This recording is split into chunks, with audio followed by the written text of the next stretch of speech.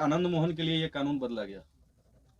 अब देखिए, आनंद मोहन के लिए कानून का बदलने का जहाँ तक बात है कि इस बात में कहने में कोई अतिशयोक्ति नहीं है कि ये एक मुहिम आनंद मोहन को रिहाई करने के लिए ही चल रही थी। तो जब फार्मूला बनता है, उस फार्मूला के अंतर्गत जितने लोग बैठे वो लोग छूट गए।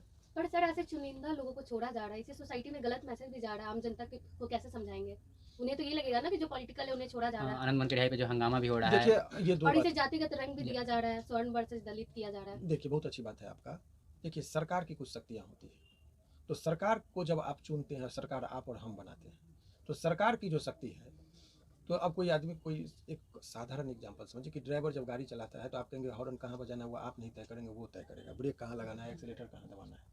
तो जब आपने गाड़ी देने से पहले आपको सोचना है कि ड्राइवर में रखना है कि नहीं उसको। ठीक उसी तरीके से सरकार को जब आपने चुन के सरकार के तौर पर आपके वोट से जब वो बनते हैं, तो अपने उनको कुछ शक्ति मिली है, उस शक्ति का इस्तेमाल करते हुए उन्होंने जो है सो इसको छूट किया है। आनंद मोहन की रिहाई पर इतना हंगामा क्यों? देखिए, हंगामा होने के पीछे तो दो चार कारण है। पहली बात ये कि एक व्यक्ति के लिए इतना संशोधन होना, ऐसा कुछ लोगों का एलिगेशन है। और दूसरी बात क्या है कि ये लड़ाई जो है सो मायावती जी के ट्वीट के बाद ये लड़ाई जो है सो एक और अभी इलेक्शन का माहौल है, अभी लोकसभा का इलेक्शन आने वाला है, तो हर चीज़ में वोट बैंक की राजनीति घुसती है। तो जब ये बातें, जब मायावती जी का दलित के प्रति जो प्रेम है, जिसको आप शेड्यूल कास्ट कहते हैं, वो झलकने लगा, और उधर सवर्ण है, वो राजपूत है, तो इस लड़ाई को उस रुख से भी देखने लगा, इसलिए ज़्यादा हंगामा समाज के बीच में हो रहा है। तो क्या सरकार अपनी राजनीतिक फायदा के लिए कानून पे सवाल खड़ा करते हुए माफियाओं का हौसला बुलंद कर रही है? देखिए, ये जो आपका प्रश्न है बिल्कुल कम्प्लीटली ये पॉलिटिकल प्रश्न है, इसके लिए आपको उचित आंसर उनके प्रवक्ता लोग ही देंगे। लेकिन ये बात सत्य है कि यहाँ पर लोकतंत्र में वोट बैंकिंग का ख्याल रखा जाता है, और वो भी एक पहल हो सकता है। तो इस तरीके से जो है सो आप मान के चल सकते हैं कि कुछ ना कुछ पॉलिटिकल इम्पैक्ट भी होता है इस तरह के संशोधन के पीछे। जब किसी व्यक्ति को कोई सज़ा होती है तो सज़ा कोर्ट दे देती है वो अपने कानून के अकॉर्डिंग, लेकिन सरकार के पास किसी व्यक्ति को क्षमा करने की भी शक्ति होती है। जैसे सामान्यतः देखते होंगे किसी को फांसी की सज़ा हो जाती है तो राष्ट्रपति के पास याचना करता है लोग कि माफ़ कर दिया जाए। वहाँ से भी यदि माफ़ी नहीं मिलती है तो लोगों को, तो सरकार के पास समुचित शक्ति होती है जो किसी व्यक्ति को संपूर्ण माफ़ी कर दे या उनके सज़ा को दूसरे सज़ा में कन्वर्ट कर दे। जैसे किसी को फांसी की सज़ा है तो आजीवन कारावास में कन्वर्ट कर दे, या सज़ा की अवधि को कम कर दे। जैसे किसी को 10 साल की सज़ा है तो 3 साल में कन्वर्ट कर दे। ये संपूर्ण शक्ति सरकार के पास होती है। अब सवाल ये है कि अभी तक का जो प्रावधान है, तो इनको शुरुआती दौर में आनंद मोहन जी को जो सज़ा मिला था वो फांसी की सज़ा मिली थी। बाद में जो है सो सज़ा को जो है सो आजीवन कारावास में कन्वर्ट किया गया। अब यहाँ पर लोगों को एक समझने में भूल है कि आजीवन कारावास का मतलब होता है कि माननीय सुप्रीम कोर्ट ने इस पर क्लियर कट, बहुत लोगों को लगता है कि आजीवन कारावास का मतलब 14 वर्ष, कोई वो कहता है कि 20 वर्ष। ये अनेकों लोगों में एक भ्रांतियाँ फैली हुई है। तो इस पर सुप्रीम कोर्ट का क्लियर कट ये मामला सुप्रीम कोर्ट में पूछा कि आजीवन कारावास का मतलब क्या, तो उन्होंने व्याख्या किया आजीवन कारावास का मतलब संपूर्ण जीवन, जितना भी उनका जीवन है वो कारावास में ही बीतेगा, ये उनका इंटरप्रिटेशन है। तो संपूर्ण जीवन, परंतु इसमें जो कारा अधिनियम जो है बिहार सरकार का, उसमें और राज्य सरकार को शक्ति सीआरपीसी के तहत जो दी गई है, उसके तहत था कि कोई भी व्यक्ति को सजा यदि आजीवन कारावास होता है तो 14 वर्ष, जैसे श्री राम को भी वनवास हुआ था 14 वर्ष, तो एक युग का कहा जाता है परिवर्तन, एक जीवन का परिवर्तन। तो ये मैंने साइकोलॉजिकली मैं बता रहा हूँ। तो 14 वर्ष के बाद कोई भी व्यक्ति जो आजीवन कारावास का सजायाफ्त व्यक्ति है वो जेल में होता है, तो उसके बाद उसके आचरण को देखते हुए यदि लगता है कि जेल में बहुत अच्छा उनका आचरण है, कभी कोई बदमाशी नहीं किया इत्यादि, तो उस पर जो है सो संबंधित जेलर से रिपोर्ट मांगी जाती है। जिस जिला का वो व्यक्ति होती है वहाँ के एसपी से रिपोर्ट मांगी जाती है कि इनको छोड़ेंगे तो क्या वो जाके वहाँ हंगामा तो नहीं होगा।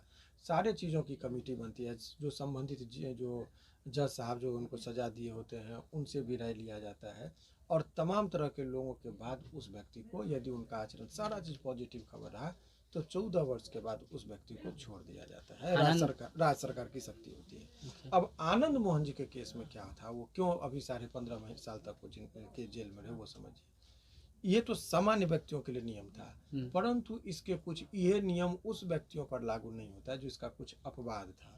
जिस अपवाद के तहत, जैसे किसी व्यक्ति ने किसी बच्चे का हत्या किया है कोई रेप करके हत्या कर दिया है, डकैती करने के दौरान किसी की हत्या हो गई, तो या एक आदमी को एक बार सज़ा मिल गया और दोबारा फिर वो मर्डर कर दिया, तो उन लोगों पर ये प्रावधान लागू नहीं हो रहा है।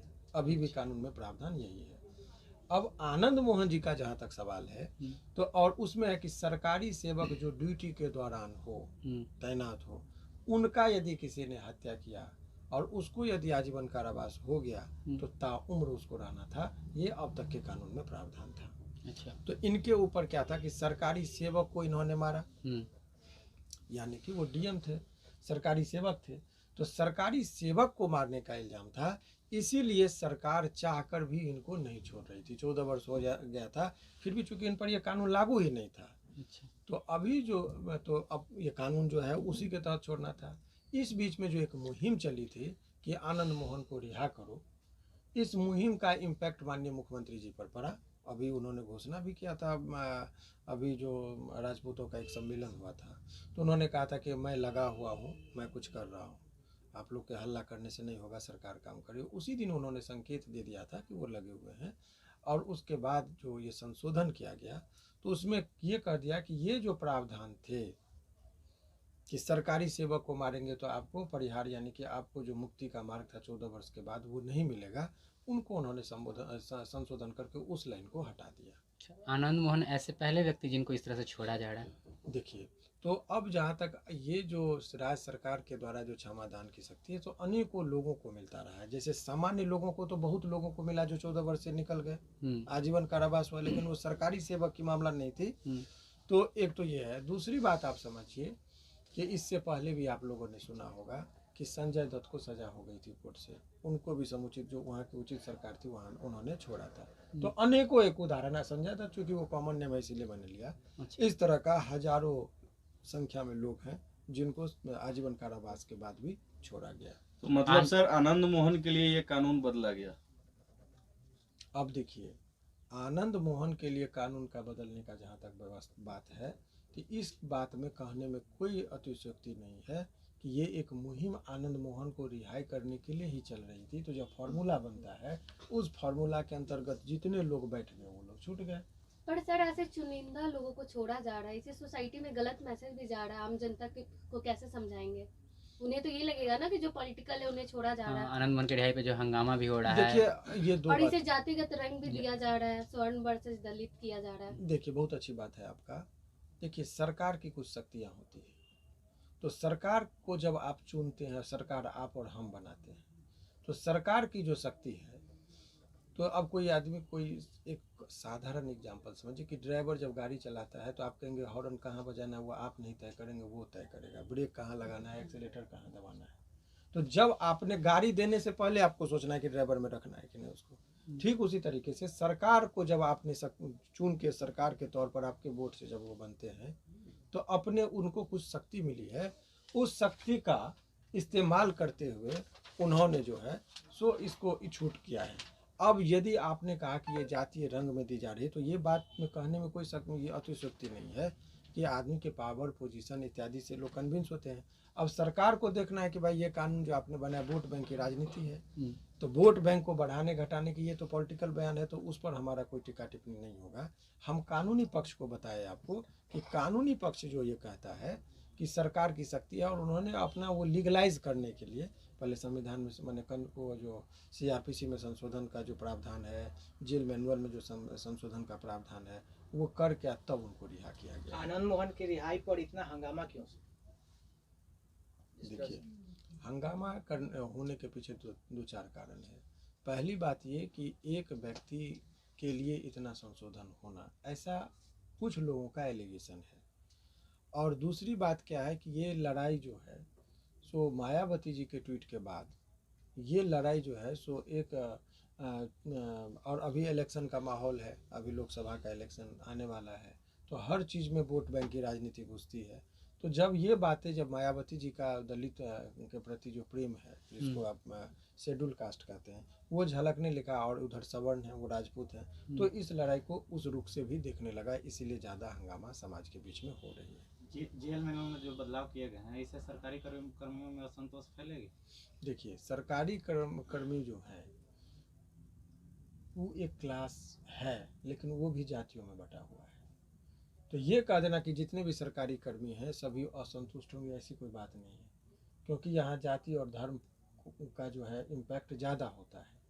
तो वहाँ सरकारी कर्मी में भी जो कुछ लोग अपने अपने विचार जो जिस जाति के हैं उसी के अकॉर्डिंग स्टेटमेंट दे रहे हैं, उनकी संतुष्टि और असंतुष्टि का आधार भी वही हो रहा है। लेकिन वो तो असुरक्षित महसूस करेंगे ना, क्योंकि एक डीएम भी थे, उनकी हत्या हुई है, तो उसके बाद तो वो असुरक्षित महसूस करेंगे कि अब तो मेरा भी हत्या होगा तो ज़्यादा सजा नहीं हो, सरकार चाहेगी तो छुड़ा लेगी हमको। ये कुछ हद तक आपका बात जो है सो बिल्कुल सही है कि असंतुष्ट होंगे। एक जो लोगों में संशय होगा, आम जनता में भी लगेगा कि अब सरकारी कर्मचारी को भी मारेंगे तो माफ़ी देने की शक्ति है। और इस तरह के बहुत से लोग पावरफुल हैं या जातीय चीज़ लोग हैं जो सरकार पर दबाव बनाने के लिए इस तरह का आंदोलन चलाएगा कि हमारे नेता को रिहा करो। तो ये सब एक समस्या है जो सरकार के स्तर का है, उस पर सरकार को ही अपना पक्ष रखना चाहिए। कानूनी तरीके का जो संशोधन किया गया है वो मैंने आप लोगों के सामने रखा है। कानून में बदलाव करने से पहले सरकार को कमेटी बनाना चाहिए था या नहीं? देखिए, ये कानून बनाने से पहले उनको बदलाव करने से पहले उन्होंने जो भी प्रक्रियाएं अपनानी थी अपनाए। अब ये मैटर कोर्ट में यही सब चैलेंज होता है कि ये ऐसा करना चाहिए, गजट आना चाहिए, गजट पब्लिकेशन के बाद अपोज करने की शक्ति देनी चाहिए, बहुत सारे चीज़ों को देखना चाहिए। तो वो जो भी खामियां उसमें रहती है उसी बात को कोर्ट के समक्ष रखा जाता है और तब कोर्ट को लगता है कि ये बात सत्य है तो वो उस पर जो है सो अपना वो डिसीजन देते हैं। तो वो उस पर वो कोर्ट का अधीन का चीज़ है, उस पर हमारी और आपकी टीका टिप्पणी से बहुत कुछ नहीं होना है। सर 27 लोगों की रिहाई हुई, लेकिन चर्चा सिर्फ आनंद मोहन पे ही टिका है। तो इस पे सर और लोगों जैसे और भी बहुत सारे लोग छूटे हैं, उन पे हंगामा नहीं हो रहा, केवल आनंद मोहन पे ही हंगामा। लोगों का सर यह भी कहना है कि बड़े लोगों के लिए अलग ही कानून बन गया। देखिए, ये आम जनता है, यहाँ लोकतंत्र में जो वोट देता है वो आम जनता देता है। कोई ज़रूर नहीं कि बहुत पढ़ा लिखा और इंटेलेक्चुअल लोग ही वोट देते हैं। तो समान तबके के लोगों के जहन में ये बैठ जाएगा कि बड़े लोगों के लिए कानून अलग है, तो उससे सरकार को खतरा होती है, उसके प्रति लोगों को नफरत होती है, उससे सरकार को घाटा होता है। तो ये सरकार को अपना घाटा और नफ़ा का सोचना है। लेकिन ये बात तो सत्य है कि एक लोगों के बीच में ये एक वहम की स्थिति उत्पन्न हो सकती है जिस तरीके से है। लेकिन सरकार की दूसरी तरफ ये भी समझना होगा कि सरकार की शक्ति है और सरकार को शक्ति है तो वो अपनी शक्ति का उपयोग की है। उसकी आलोचना होती है तो सरकार भी रिवोक भी करती है, तब तो सरकार को देखना होगा कि वो क्या करती है। सर, क्या सरकार अपनी राजनीतिक फायदा के लिए कानून पे सवाल खड़ा करते हुए माफियाओं का हौसला बुलंद कर रही है? देखिए, ये जो आपका प्रश्न है बिल्कुल कम्प्लीटली ये पॉलिटिकल प्रश्न है। इसके लिए आपको उचित आंसर उनके प्रवक्ता लोग ही देंगे। लेकिन ये बात सत्य है कि यहाँ पर लोकतंत्र में वोट बैंकिंग का ख्याल रखा जाता है और वो भी एक पहल हो सकता है। तो इस तरीके से जो है सो आप मान के चल सकते हैं कि कुछ ना कुछ पॉलिटिकल इम्पैक्ट भी होता है इस तरह के संशोधन के पीछे। यदि कोई मंत्री लोग का हत्या होता है तो उसके लिए क्या प्रावधान है सजा का? डीएम के जैसा ही, जिसे आनंद मोहन के जैसे डीएम के हत्या करने पर आनंद मोहन की सजा। देखिए, सरकारी सेवक के लिए था और मंत्री वगैरह को जो है सो सरकारी सेवक की कैटेगरी में नहीं रखा गया है। और उसमें भी दिया कि सरकारी सेवक जो ड्यूटी के दौरान मौजूद हो। अब सरकारी सेवक है, घर पर छुट्टी में गए और वहाँ पर उनको व्यक्तिगत लड़ाई हो गई और मारे गए, तो उस पर यह कानून लागू नहीं था। सरकारी सेवक जो ड्यूटी के दौरान है उन पर यह लागू था। चलिए सर, बहुत बहुत बहुत धन्यवाद धन्यवाद सर।